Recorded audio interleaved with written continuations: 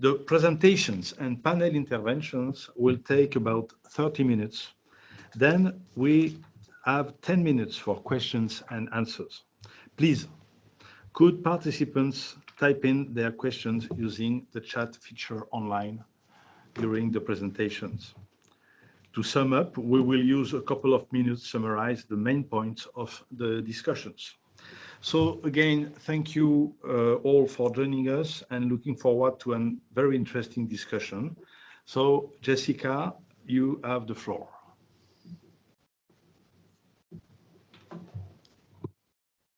Thank you so much for that introduction.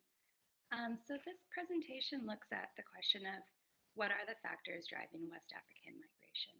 And it draws from a paper I wrote, as was discussed, with Matt Kerwin, drawing on recent and systematic data that looks at these trends in West Africa. And we can go to the next slide.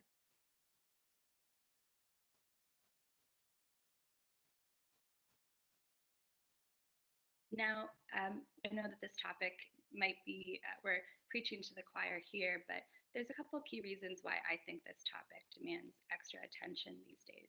And one is the most visible in the media spotlight, which has been that over 600,000 African migrants have arrived in Italy through the dangerous central Mediterranean route since 2014. Now, this migration pattern matters for a number of reasons. One of those is that we very visibly see the drowning of refugees and migrants at sea, but also a humanitarian crisis in Libya and along this route that demands attention sort of in and of itself. Beyond that, though, within the region, within West Africa, the brain drain consequences of these migration patterns are not inconsequential. And for folks outside of West Africa, we know that this issue has increasingly become a security concern and also a development challenge for a number of states and donors.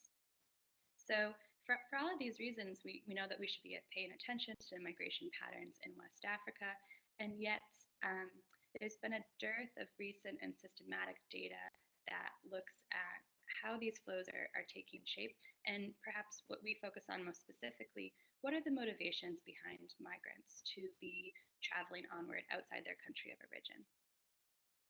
And we can go to the next slide. So this is just a quick summary of the nationality of migrants who arrive in Italy by boat in 2016, 2017.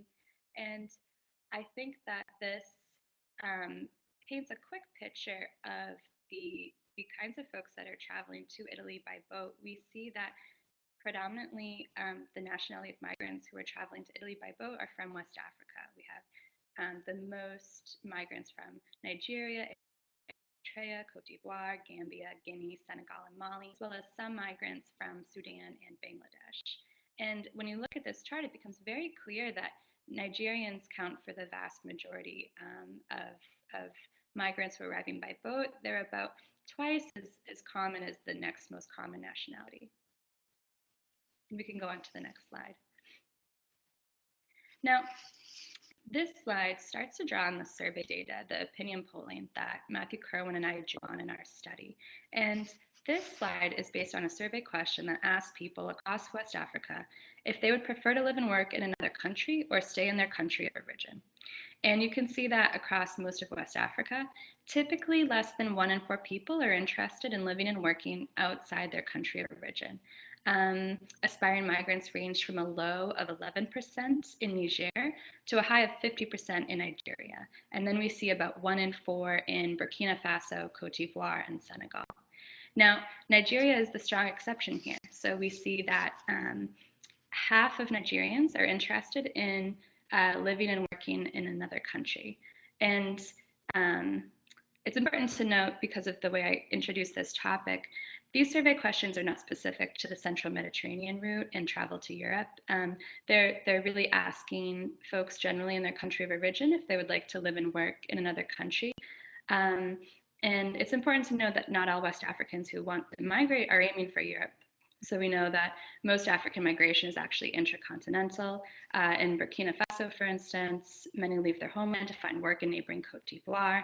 Nigeria has large diaspora populations in other West African countries. But this survey question does paint a picture of where we see variation in the nationality of migrants, of aspiring migrants. And Nigeria is a particularly striking example here where we see a very strong desire to live and work in another country. And we can go to the next slide.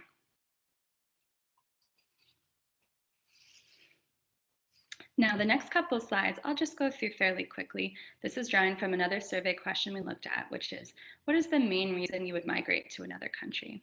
And in our survey data, when people were asked this, the most common answer is absolutely jobs and better pay, as well as sending money home. So these responses are overwhelmingly more common than, for instance, insecurity, education, or personal freedom as motivations to migrate. And we can go to the next slide. Now, meanwhile, when people were asked, why would you prefer to stay in your home country, the most common reasons were either family or patriotism.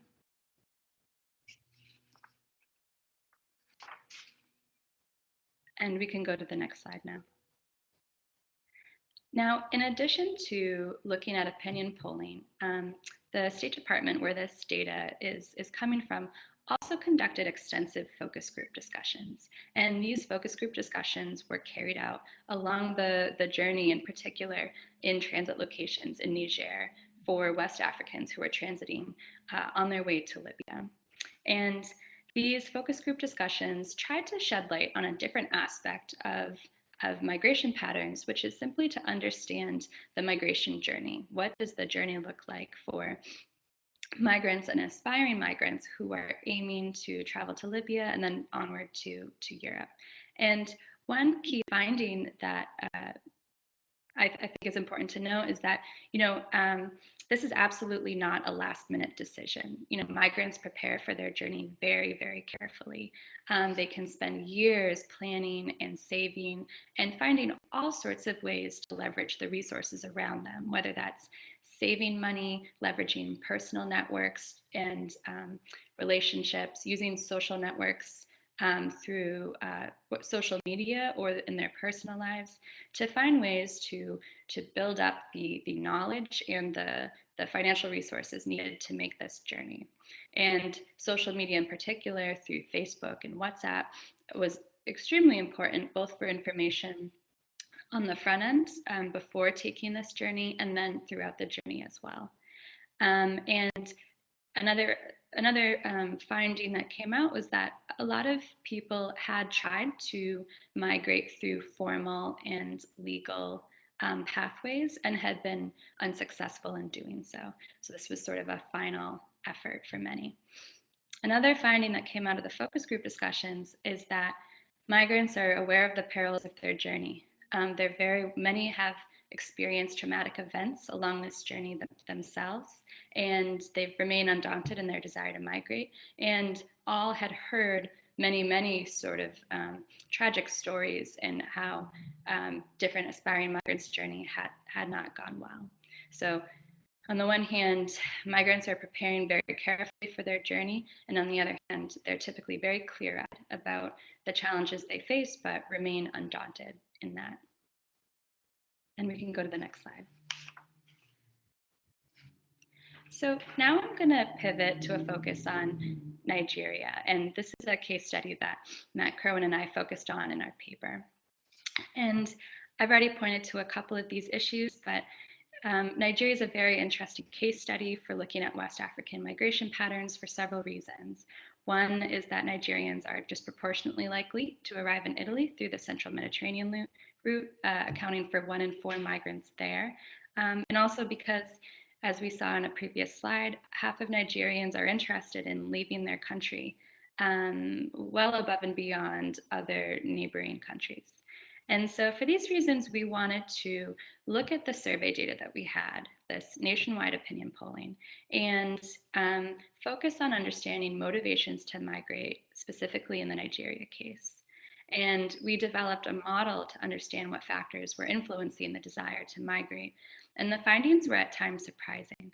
I'll describe first the demographic profile of Nigerians who seek to migrate. And I think some of these factors might be anticipated, but I think others are also surprising. So first, urban Nigerians are most likely to want to migrate abroad. In particular, Nigerians in Lagos. This had a very strong relationship with a desire to migrate, being from Lagos. And religion also plays a role. So Muslim Nigerians are much less likely to want to migrate abroad. Interestingly, in comparison to who we see actually, for instance, arriving in Italy, gender does not have a significant effect on the desire to migrate, even though the vast majority of migrants that arrive in Italy are men. So it's interesting that men and women, there's no specific relationship between men wanting to migrate. And we also see that higher levels of education and being younger have a strong effect on the desire to migrate. Now, I'll pause on this table for a second. So this table shows the variables we examined to understand the desire to migrate from Nigeria. And in, in the paper, we can, elaborate on this in much greater depth, but there are two key takeaways that I'd like to emphasize from our model. And those can be on the next slide. Now, one of the sort of strongest conversation points that we tend to see in this literature is this idea that Nigerians or West Africans in general are leaving for economic opportunity and are fleeing the sense that they don't have jobs and economic chances in their own country. And in our model, we find that in contrast to the self-reported responses described earlier in this presentation and sort of the general discourse on these issues, Nigerians' domestic economic status does not seem to have a significant effect on the desire to migrate. The desire to leave Nigeria cuts across economic classes, as we see in our data. And in this model, we specifically looked at particular variables around relative economic status, employment, and one-year decline in economic status. And these factors did not have a significant relationship with the desire to migrate. Meanwhile, the strongest relationships in our model were factors related with good governance, in particular, Nigerian satisfaction with democracy in their country and trust in the police as a particularly salient factor. So this really, I think, offers a different kind of insight into these motivations to migrate. And I'll turn to the next slide. So in conclusion, this leads me to several concluding thoughts based on this evidence we have on West African migration patterns. The first point is simply to say that it's important to understand motivations to migrate. The broader literature tells us that as access to resources and especially per capita income increases, there will only be more people looking to migrate abroad in the coming years from any country. Understanding until per capita income reaches a certain amount, which is around $8,000 US dollars. So understanding motivations to migrate is increasingly relevant for scholars and policymakers alike because these migration patterns are not expected to decline anytime soon. Meanwhile, what this paper points to is this idea that it's against the prevailing wisdom that the desire to migrate has the strongest relationship with Nigerians' concerns about their economic status. Instead, what we're seeing is that there are serious concerns about good governance that seem to be coming out, such as trust in local level policing and how democracy is working in their country. And this is interesting on a number of levels to me personally, but one relevant policy takeaway is that while current donor efforts in particular have been very focused on addressing migration through economic opportunity, this finding points to investing in issues like democracy and governance. So that is my quick summary of this paper, and I'm really looking forward to the Q&A. And also thank you to have respect your timing. So it's a very, very important. So now I see very, very insightful question coming from your presentation. But first of all, I would like to now hear from our two panelists. And I will start by to give the floor to Nelly from the French Institute for Development, ERD, and I think she will give his commentaire en français. Nelly. Très bien. Bonjour à tous. Merci de m'inviter à partager ce moment scientifique. Donc, j'ai lu avec beaucoup d'intérêt les résultats de cette recherche et j'ai quelques commentaires autour de trois grands thèmes, si je puis dire. Le premier, c'est que cette recherche montre qu'il y a des grandes tendances qu'on pourrait presque qualifier d'historiques qui se maintiennent, bien que l'on parle de migration nouvelle ou de configuration nouvelle. Malgré tout, il semblerait qu'il y ait des grandes tendances qui se confirment. La première, et il est toujours bon de le rappeler lorsque l'on étudie les migrations sud-nord, a fortiori les migrations subsahariennes vers l'Europe, c'est que, là encore, aujourd'hui, les migrations intra-africaines sont sans commune mesure avec les migrations vers le nord. On garde ce rapport, voire il s'accentue de 40-60% au moins à l'intérieur de l'Afrique. Je me permettrai quand même d'apporter aussi une petite précision, c'est qu'il y a une diversification quand même des destinations des Ouest-Africains. Ils ont bien conscience non seulement des dangers que vous avez évoqués sur la route, mais aussi des conditions plus complexes d'accueil dans les pays européens. Et l'Amérique du Sud s'affirme comme une destination nouvelle, avec notamment le Brésil qui paraît particulièrement prisé, si je puis dire.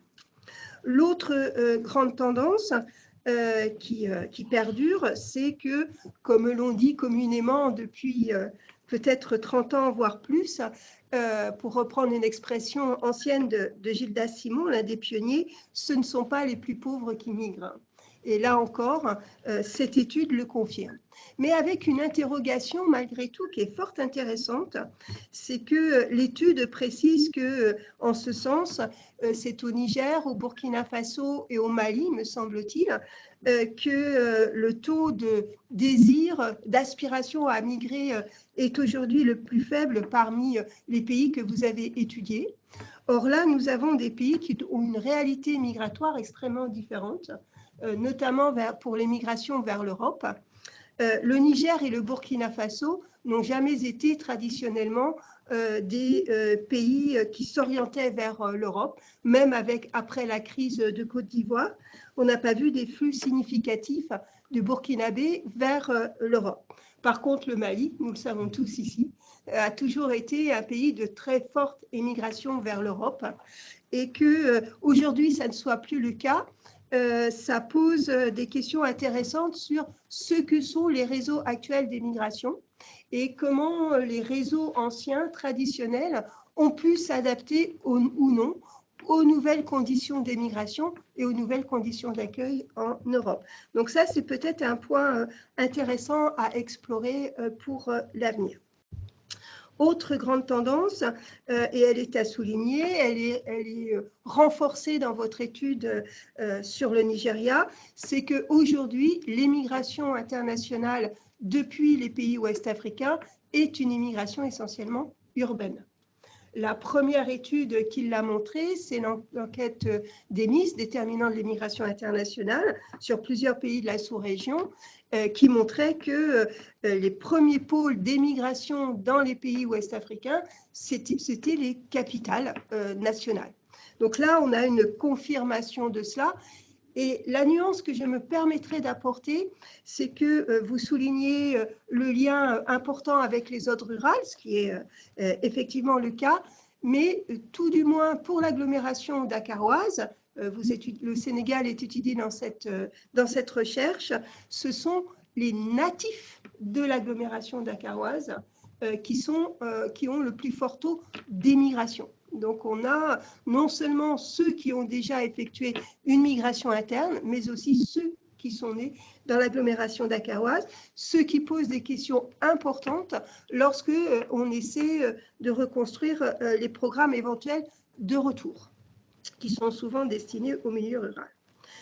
Et puis, dernière grande tendance que je souligne, c'est le rôle du parcours migratoire dans l'accumulation des ressources pour atteindre la destination entre guillemets rêvée qui est l'Europe. Sauf que cela a toujours existé, il y a toujours eu des pays qui étaient essentiellement des pays de départ et d'autres pays qui apparaissaient au sein de l'Afrique de l'Ouest même comme des pays de transit et d'accumulation de ressources économiques pour ensuite rejoindre l'Europe. Ce qui ressort de votre recherche, c'est deux choses par rapport à cela. C'est que ces parcours d'accumulation, comme on dit traditionnellement, se complexifient. On n'accumule plus en un seul lieu, mais en plusieurs lieux. Et peut-être ce qu'il faudrait ajouter, c'est que ce ne sont pas que des ressources économiques qui sont recherchées dans ces lieux du parcours, mais ce sont aussi d'autres ressources comme les moyens d'accès aux documents de voyage utiles, les réseaux utiles pour emprunter telle route plutôt que telle autre, la source d'information aussi. Voilà pour mes premières remarques sur les grandes tendances. Cette étude a pour objet les causes des aspirations à émigrer des pays originaires, des ressortissants des pays originaires d'Afrique de l'Ouest. Moi, je me permettrais de nuancer, mais c'est en filigrane, en fait, hein, dans le travail, mais peut-être est-ce quelque chose à approfondir, c'est qu'il y a les causes de l'intention de migrer, et que ces causes sont collectives, elles peuvent être économiques et une aspiration à un environnement démocratique plus satisfaisant, mais ensuite, il y a les conditions de la mise en œuvre de cette aspiration à migrer. Et ce que l'on constate aujourd'hui, c'est que ces conditions de mise en œuvre, elles sont non seulement très individuelles, mais elles deviennent de plus en plus familiales. Et ça, c'est un point à prendre en compte. Les décisions précédemment étaient communautaires. Aujourd'hui, elles sont individuelles avec une participation d'éléments précis de la famille. J'y reviendrai tout à l'heure.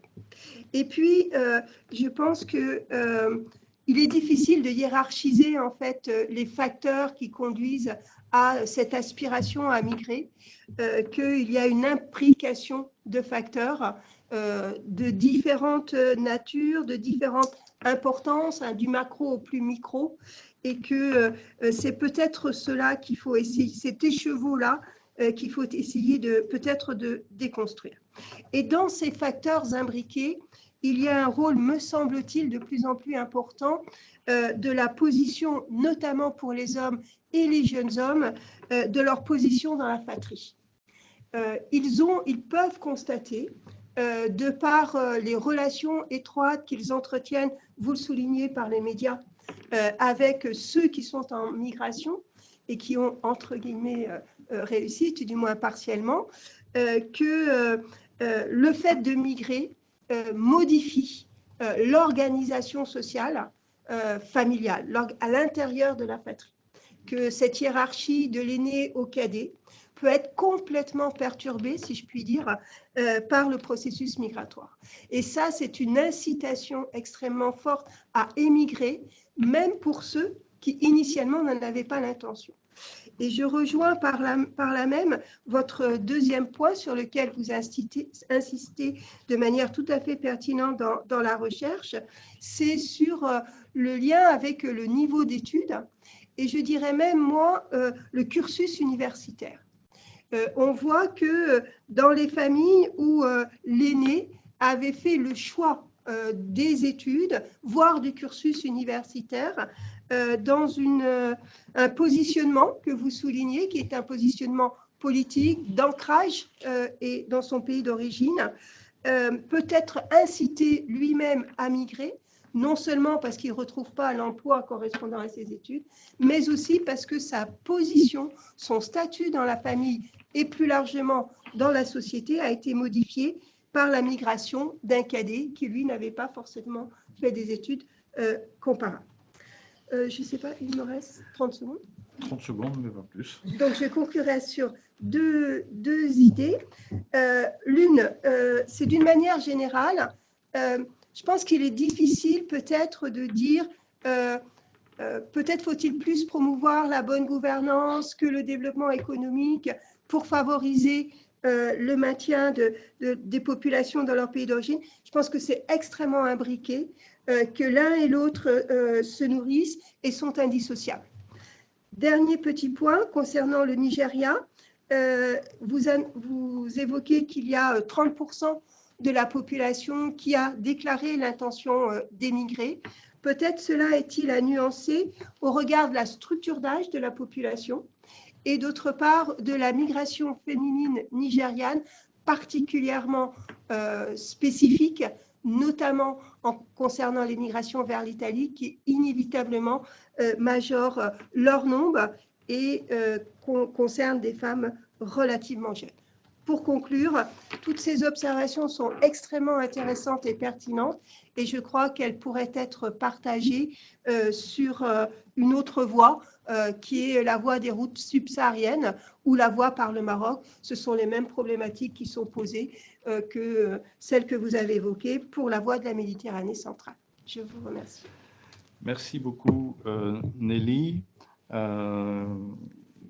Tout ça nourrit beaucoup d'autres questions. Je note. Donc, on va y revenir. I would like now to give the floor to Claudia in Dakar for its comment on the presentation. Claudia? Hi, good afternoon. Can you hear me?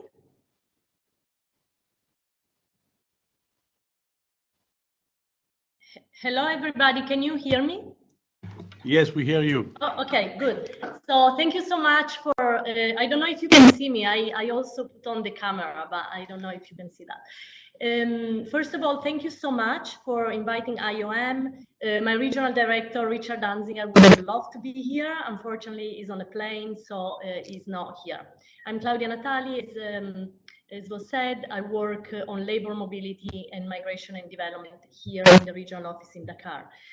The research was extremely interesting and very timely, I must say. Motivations of youth to migrate, it's something that also IOM takes very seriously, and it's something that I think practitioners nowadays, donors, we're all looking at it because it's extremely important to have a better understanding of what really is at play on the ground, to be able to develop appropriate programs that really respond to the needs and to the objectives. And specifically programs that reduce, not necessarily migration, I would say, but reduce unsafe migration, irregular migration. And I believe this is what we are talking about, because we are just mentioning migration from West Africa. I mean, it's important to underline that what is undesirable is unsafe migration. Now, my first very general comment is on the report is I think, apart from saying it's extremely interesting, a lot to talk about and also to exchange even after this webinar, I think maybe could have done a better justice to the positive impact that migration has on development. I read it in the report, brain drain, a few times. It was even mentioned during the presentation. This is all very true, but it only tells us one side of the story. The other side is also brain gain, is also remittances, is also transfers on skills. And granted that, of course, it's not always the case. It depends on how migration is managed. It depends on the profile of the migrants and the status of that migrant. But I think it's important to balance out both aspects, because migration can be a positive force. And I think it's something that we as IOM, I believe, but we can also stress the more opportunities we have to also pass this message. I believe it's very important given the situations we are living in, where migration is often associated just with security concerns and negative general feelings. This is a general comment. Now, getting down to the specific recommendations of the report, I just have also a couple of 3 points to make, also to keep it with the timing I was given.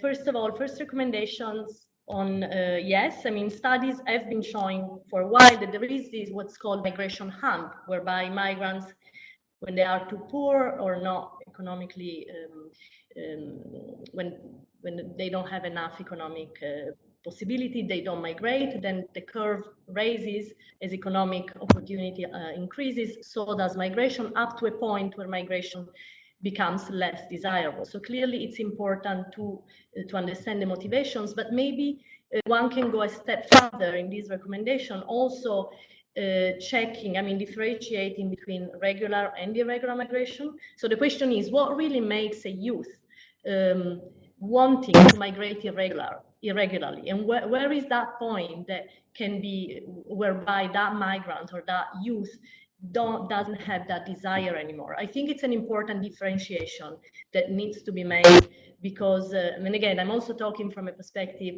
of sitting in the car and also working on issues, I mean, here on the ground, and understanding that the differentiation is important.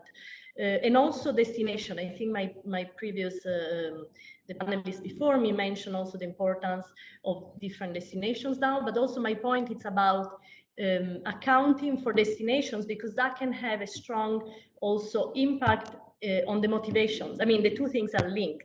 And I'm saying that because IOM found out, we do collect data here in the region through what we call flow monitoring points.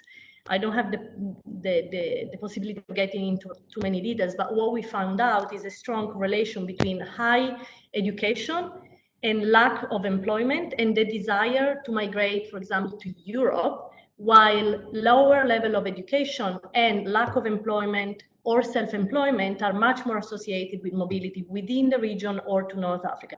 So I think accounting for education, destination, I mean, together would already gives us also a more nuanced picture as to what the motivations are. It would be nice, I mean, the point is, it would be nice to go a step further and saying motivations, yes, but for, you know, for what is the destination and what are the motivations.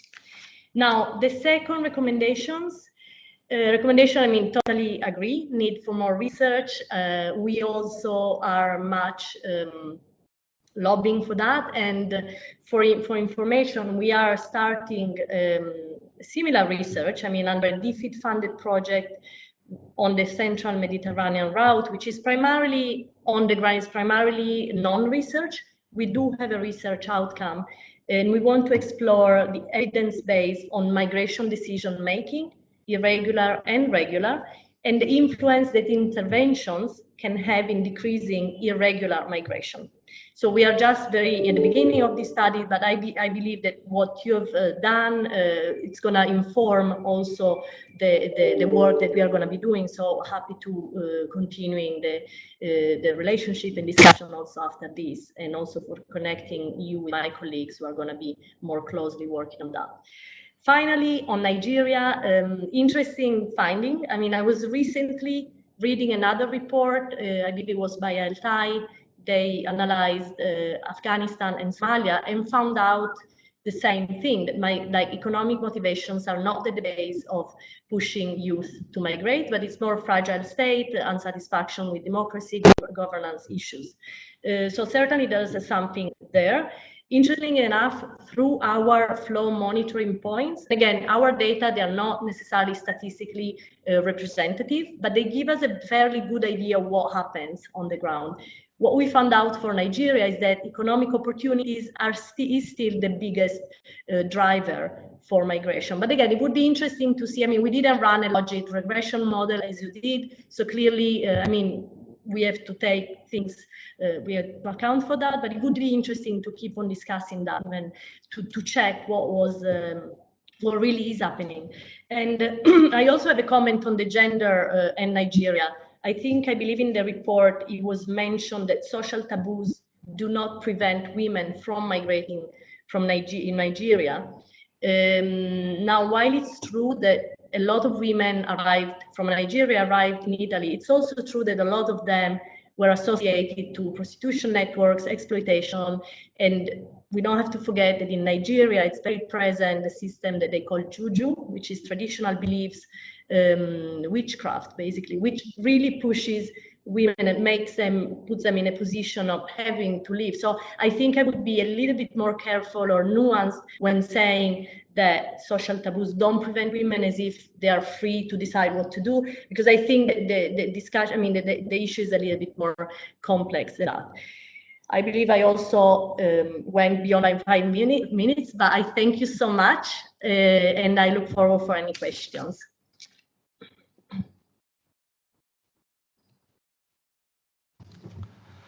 Thank you so much for these remarks. We have now something like 10 minutes or 15 minutes for question and answers. I will summarize some of the questions that we had on the computer, and also some others that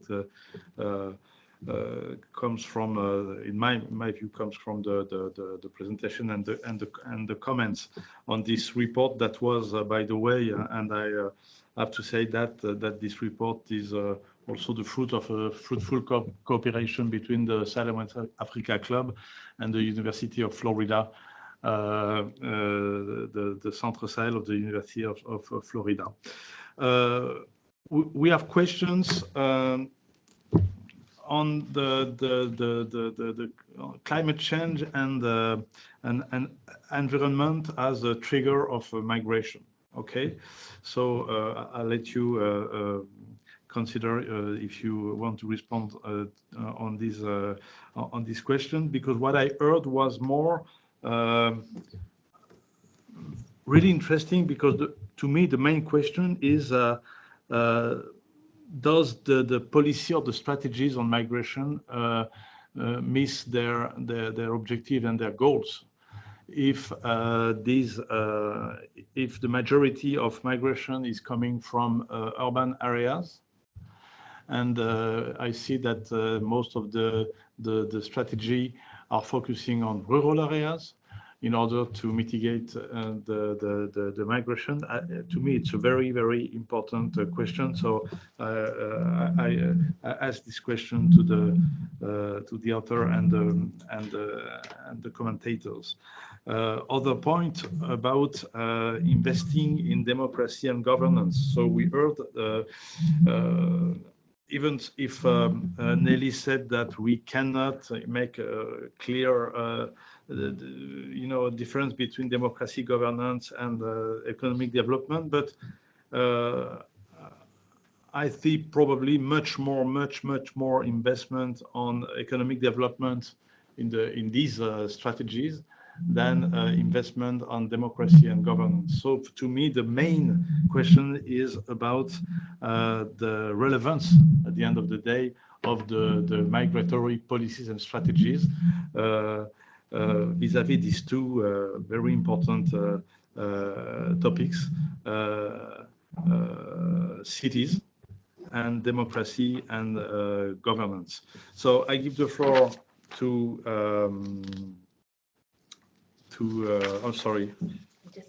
Jessica. Sorry, Jessica, and then I will ask Nelly and Claudia to give their response to Jessica.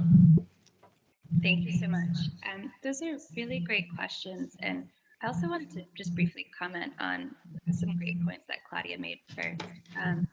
I think it's a really great point that the paper struggled with talking about the positive impact of migration on development.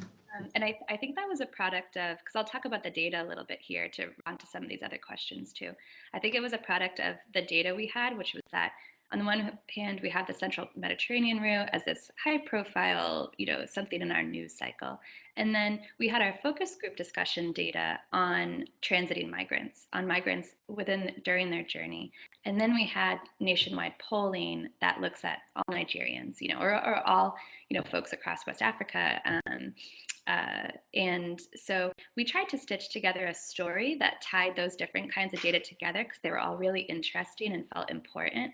But I really take the point, I think it's a good point, that that then loses a bit of that positive impact of migration on development. Because as a migration scholar, I completely agree.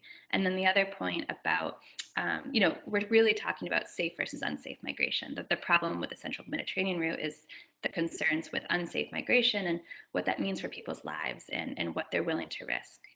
So yeah, I just thought those are really helpful points. And for me, the climate change and environmental dynamics, they get at a similar issue. So this paper, when we're looking at motivations to migrate, we're focusing on voluntary migration and the aspiration for voluntary migration for people who say, I want to move outside my country.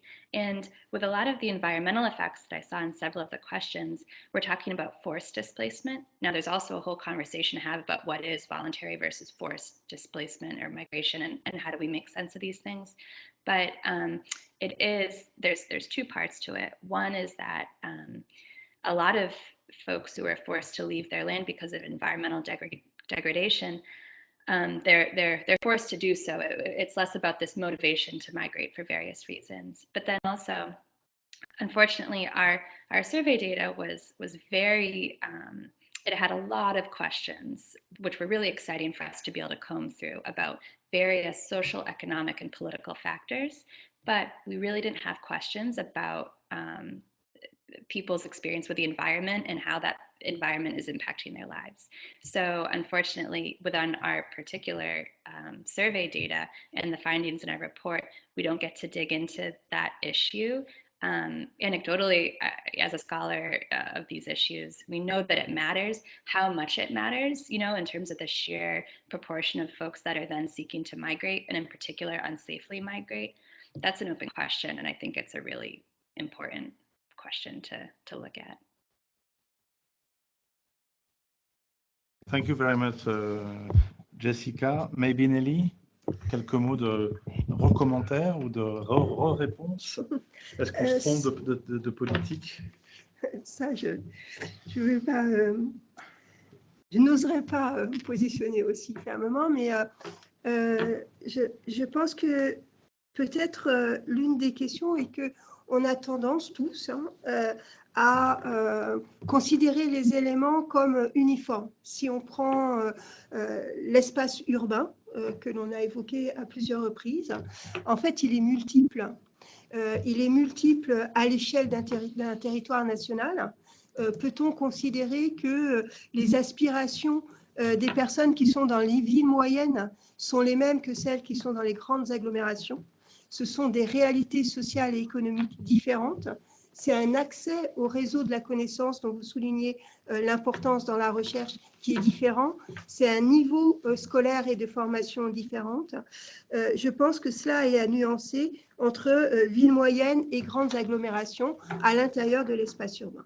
Et à l'intérieur même des grandes agglomérations, et particulièrement des capitales, il y a là aussi des réalités multiples. Entre les très grandes périphéries qui restent peu structurées, qui sont effectivement alimentées essentiellement par l'exode rural, et puis les périphéries plus anciennes où la population est native de l'agglomération, a grandi et a peut-être construit une conscience politique et donc une aspiration à une gouvernance autre, plus que dans les grandes périphéries. Et je pense que tout cela est à nuancer pour bien comprendre ce qui fait la décision du départ. Elle n'est pas la même dans cet agglomérat, on va dire, de réalité urbaine. Et puis, si je peux ajouter un petit mot, c'est sur la bonne gouvernance. Des dernières recherches que j'ai faites très récentes, un peu sur la même méthode, puisque c'était des focus group ou des longs entretiens individuels, il y a comme une sorte de résignation, on va dire, de la population sur l'évolution de la bonne gouvernance générale du pays. Mais par contre, il y a une mobilisation pour la bonne gouvernance de proximité. Ce que vous appelez, me semble-t-il, dans la recherche, l'accès aux nécessités de base, aux ressources de base, et que autour de ça, il y a une mobilisation de la population qui est certainement, qui s'inscrit certainement dans le long terme vers la génération suivante, leurs enfants, et il considère qu'au-delà de toute politique de sensibilisation pour limiter le départ des générations actuelles, il y a là quelque chose de fort à soutenir pour participer au développement du pays par les générations à venir. Merci beaucoup. Jessica, final answers and remarks?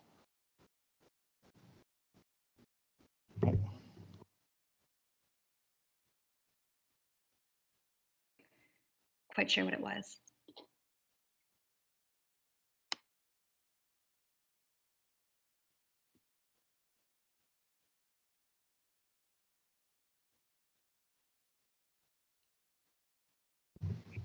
Claudia? Hi.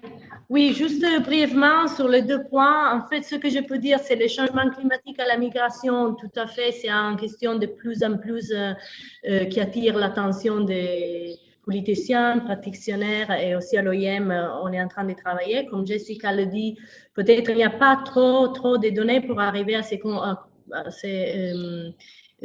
conclusion à l'instant, mais nous, quand même, on est dans l'esprit de vouloir faire plus de recherches, surtout sur, par exemple, la mobilité de travail en tant que stratégie d'adaptation au changement climatique. Donc, c'est quelque chose qui est spécifiquement ici, dans les régions du Sahel, c'est très important à voir, et donc la question, c'est très pertinent. Pour ce qui est de la législation, est-ce qu'on est en train de missing the point? Si on regarde aux zones rurales plutôt qu'urbaines. Bon, moi, je ne pense pas qu'on est en train de missing the point, so you put it. Moi, je pense que la question là, en fait, c'est la suivante. Il faut vraiment, pour ce que je vois, de plus en plus chercher de travailler à niveau local. Soit ça à niveau rural ou urbain, mais vraiment travailler avec les autorités locales pour comprendre, leur donner les instruments pour pouvoir gérer ces phénomènes de la migration. Donc, c'est quelque chose que l'AEM a déjà commencé à faire depuis quelques années, parce qu'on se rend compte de l'importance des territorialités. Et donc, ce n'est pas que les zones urbaines sont exclues de la programmation que, par exemple, nous on fait. Je le vois aussi ici. Alors, je veux dire, le lien urbanisation-migration, c'est de plus en plus important, mais c'est quelque chose qui est aussi pris en compte par le gouvernement ici dans la région de plus en plus. Merci. Okay, thank you very much, Claudia, Jessica, and Nelly. I'm afraid we have come to the end of this conversation, so I won't even try to make a wrap up. The webinar will be available in our website very soon in the coming days, so you will be able to